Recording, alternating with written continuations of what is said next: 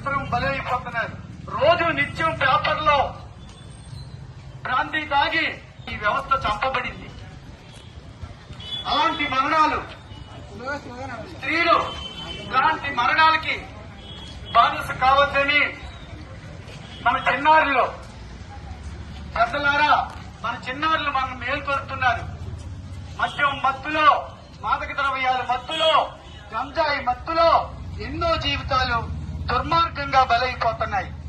ఎన్నెన్నో జీవితాలు ఈ వ్యవస్థ చేత ప్రియాంక అనే డాక్టరు చంపబడింది. భయంకరంగా దుర్మార్గంగా చంపబడింది. మత్తులో అడుగుతున్నారు. కారు ఢీ కట్టి ప్రియాంక అనే డాక్టర్ని రాజమండ్రిలో మరో డాక్టర్ బలి కాకుండా, ప్రియాంక లాంటి మరో డాక్టర్ బలి కాకుండా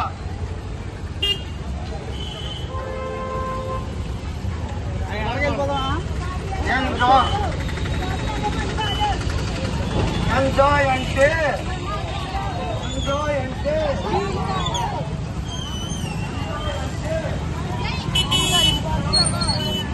డ్రగ్స్ యువతరానికి ఉద్యోగాలు లేవు. డ్రగ్స్ ఎదురుగుంటా కనిపిస్తున్నాయి.